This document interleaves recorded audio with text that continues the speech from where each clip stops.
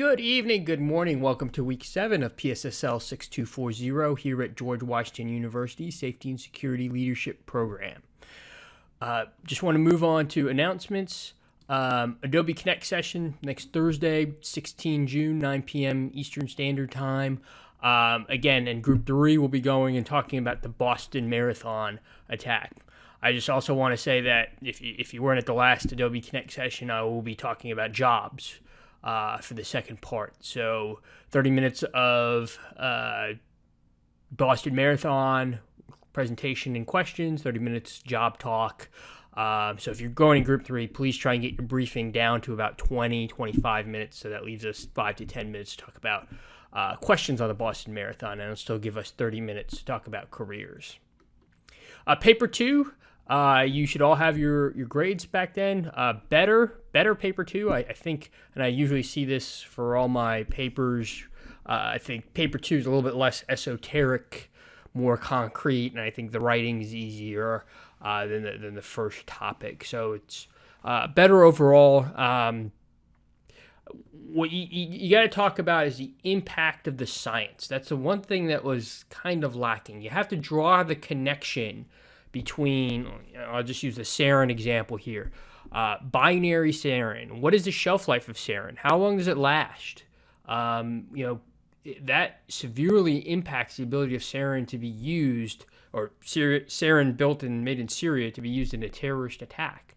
How volatile is it? What is it in its unitary versus binary form? And for those of you who don't know, unitary, which is the sarin that's used in Syria, it's very unstable. It corrodes easily. You can't transport it because it can leak. Binary form, which is the stuff that was made in the United States, that's, if you can imagine the movie Die Hard 3, for those of you who are movie fans, the sarin is separated in 2 canisters, which are innocuous.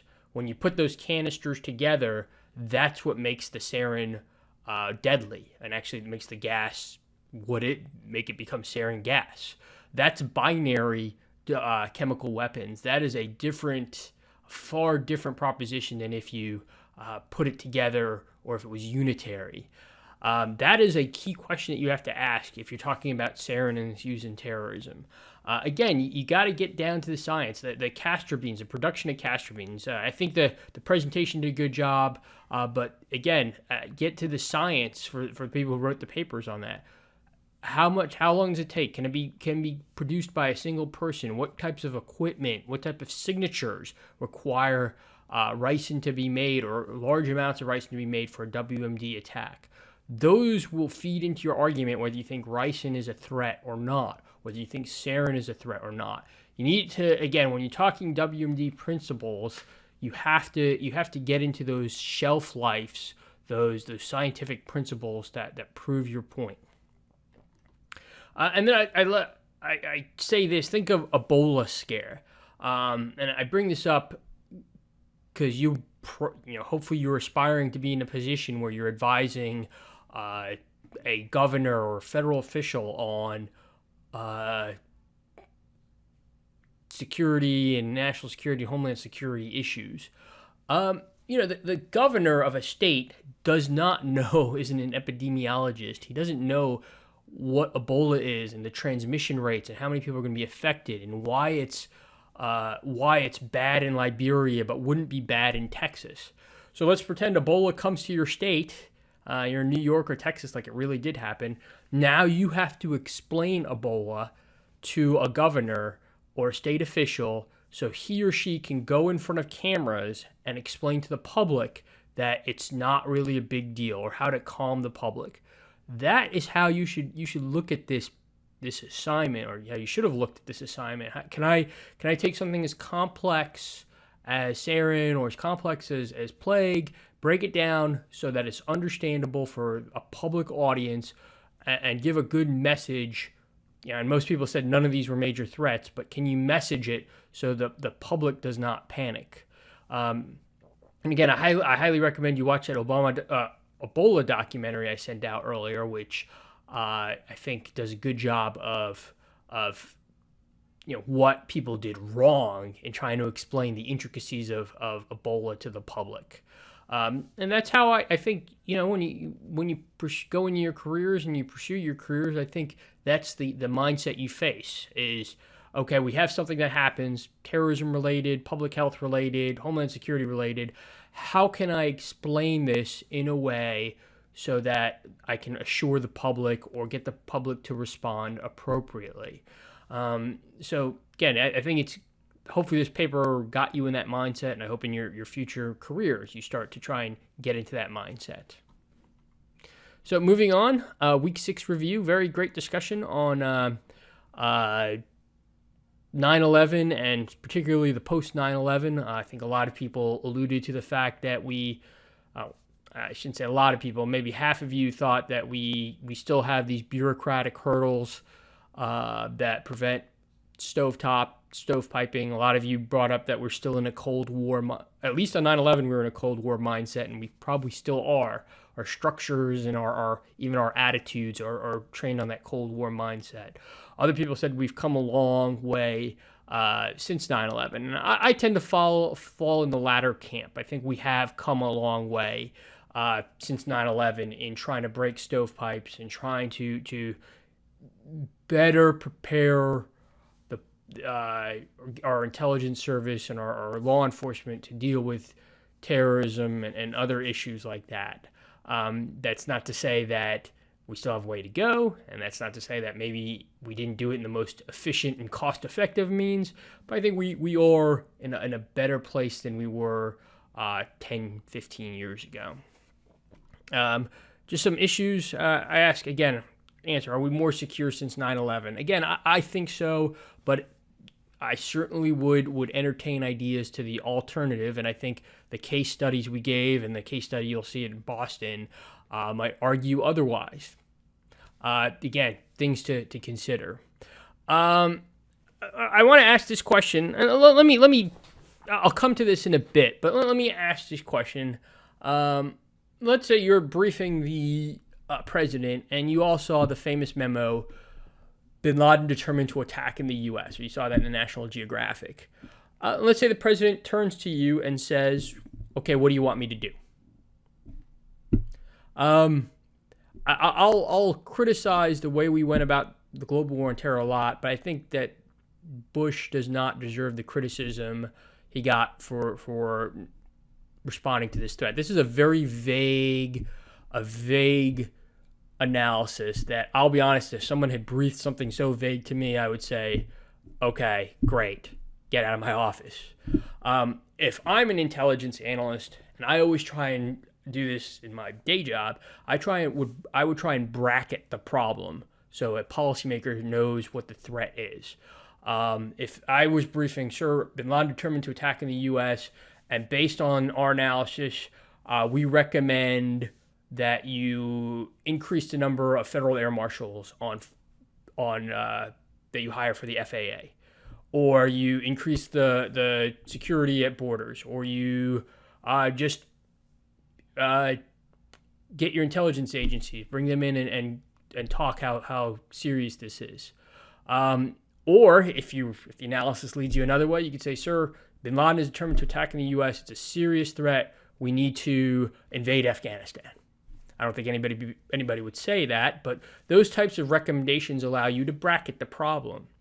Now, if you're at the Central Intelligence Agency or you've taken an Intel course, they say Intel doesn't do policy. We don't recommend policy. We just give the information unbiased, and we let the policymakers run with that. To that, I would say bull crap.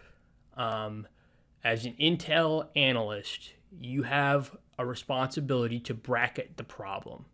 And you have a responsibility to make recommendations on policy, whether it's decisions to go to war or narrow force protection levels. And let me give you an example here.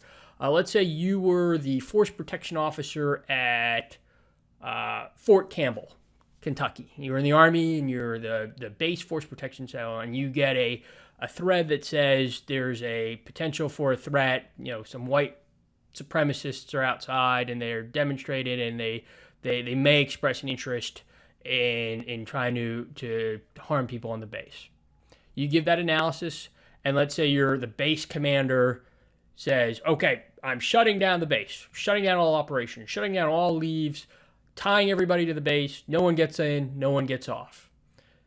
Do you have an obligation as an intel analyst to say, well, sir, I don't recommend that policy course of action. In fact, that policy course of action is not in line with the threat that I just outlined, that it is an overreaction. I argue you do have you have an obligation to say that. Sure, it's always going to be the commander or policymaker's final call, but you have a recommendation. You have an obligation to say, sir, based on this intelligence, I recommend that you increase checks on increase random checks, or you shut off the base from midnight to 4 a.m. or only get 2 front gates that are open instead of 3 to allow more resources. That allows, again, that base commander to bracket the problem. I don't like it when Intel, and they do it all the time, when Intel says, oh, I warned the policymaker, I warned you, and then they says, well, the Intel was right. I can't stand that argument. I mean, what happens if you're an intel analyst and you're constantly boy who cried wolf and saying, there's a threat, we got to do this, we got to do this, and then something happens, but you played boy who cried wolf too many times. Can you say, I warned you? No, you have to give the more precise intel that allows a policymaker to bracket the problem. And that's all I'll say about that. And if anyone disagrees with me or wants to talk offline or talk at the Adobe Connect session, I am more than willing to hear about that, or more willing to discuss further. Was 9/11 an intelligence failure? Again, I'll say yes, but I can understand the opposition argument when they say that a bunch of shadowy folks came into our country, a free country that may not have open borders, but certainly has freedom of movement. We're not a communist state. And, attacks happen. Terrorist attacks happen. Crime happens. And not everything that's bad happens is necessarily an intelligence failure. However, what me personally, changed the dynamic for me is the NSA report that talked about two known operatives were communicating between a known Al-Qaeda safe house in Yemen and San Diego. And there was no movement in the law enforcement and intelligence apparatus to stop it. That is an intelligence failure. That is a massive failure in intel or bureaucracy, however you want to couch it. Two known Al-Qaeda operatives were known to be communicating from San Diego. Why the National Security Agency didn't inform the FBI safe house, the FBI, JTTF, or even San Diego law enforcement is astonishing, even in those pre-9/11 time frame. So I'll come down on that, and again, I'll let you decide. Others would say that the FAA or the FAA should have been aware that through previous examples or previous incidents that a airplane could be used as a Tomahawk missile. I buy that a little bit. I would buy that, and the reason I buy that is because the adjustment you need to prevent that is not a whole lot. If you had just said, if you're at the FAA and you said, even before 9/11, and said, we have this threat, we have incidents of people trying to take the cockpit and use a plane to crash into landmarks.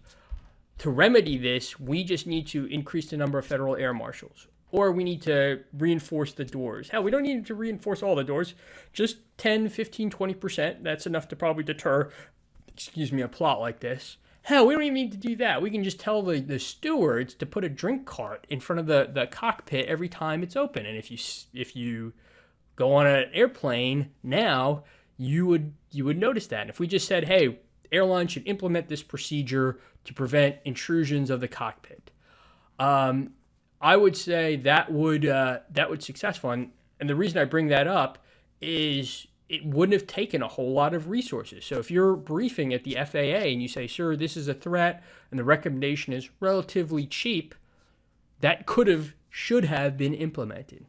I'll let you decide whether you think I'm Monday morning quarterbacking or that's a legitimate position. Moving on from 9/11, Fort Hood, and I try and answer this question, but at what point should radicalization be monitored? If you have HBO, I highly recommend watching the documentary called Homegrown. And the reason I bring that up is because you actually see Nidal Hasan giving his infamous brief about being radicalized or having more allegiance to Islam versus the Constitution. When I read it in black and white in the report, I was thinking, what were this chain of command doing? When I actually saw it, I saw the video of that presentation, I was thinking a little bit, it looked a lot more innocuous. In fact, it would be very difficult to justify, if you were in his chain of command, reporting him for being an association of Al-Qaeda or being a nefarious actor. And again, if you have the documentary, I highly recommend you watch it. But at what point should radicalization be monitored? Maybe when you knew he was giving these anti-American, anti-constitutional statements, and then combine that with his communication with Anwar al-Awlaki. Yeah, maybe he should have been monitored, discharged from the military. But I would ask the question: would that have been worthy of him being sent, or would that have stopped the problem? What happens if he says, "I don't like the current president"? Is that enough to identify radicalization? You'd probably be kicking out a lot of people in the military or monitoring a lot of people.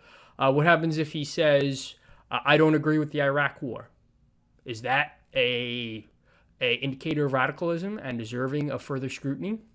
Again, where that line is the question.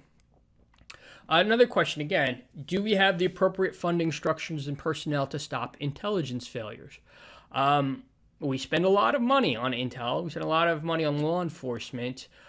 What changes need to be made to ensure that we don't have another underwear bomber or Boston Marathon or San Bernardino or whatever next attack is going to happen? Do we need to, again, change the boxes? Do we need to integrate better with state and local officials? Do we need more money? Do we need more people? I would hesitate at recommending the last two, but do we have it to stop future attacks? And then maybe this is a country we need to maybe just get used to it, is that in a free society, are there always going to be low-level attacks? Can you really, really stop, no matter how much money you put into it, can you really stop someone from bombing the Boston Marathon or another marathon or large public event? Can you really stop someone from opening fire like San Bernardino in a free society that protects gun ownership? Or should we just get used to it? Just say, hey, there's only so much you can do. You could throw a lot more money into it and you could not even solve the problem. And then intelligence, I think I went over this enough. I didn't mean to rant a little bit out, but again, I to reiterate, an intelligence failure is a policy failure. It's intelligence just can't say, hey, we told the policymakers and they didn't do anything and just absolve themselves of all responsibility. So week 7 preview is leadership targeting, and you'll have 2 essays on leadership targeting. Is it more of a strategy or just a tactic? I'll let you decide. And again, there's 2 essays to decide, and it's mainly focused before the rise of ISIS on Al-Qaeda's, on the role that leadership targeting played in defeating Al-Qaeda in the Afghanistan-Pakistan area. Under what circumstances is it effective? And we'll ask that question in one of their lectures. What do you need to do? And let's pretend you're at CENTCOM and someone says, is our leadership targeting program against ISIS effective? I want to go after leaders in Libya.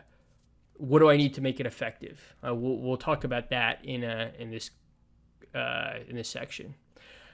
And then we'll talk about homegrown extremism. And again, it's not required, but if you have HBO, I highly recommend watching the documentary Homegrown.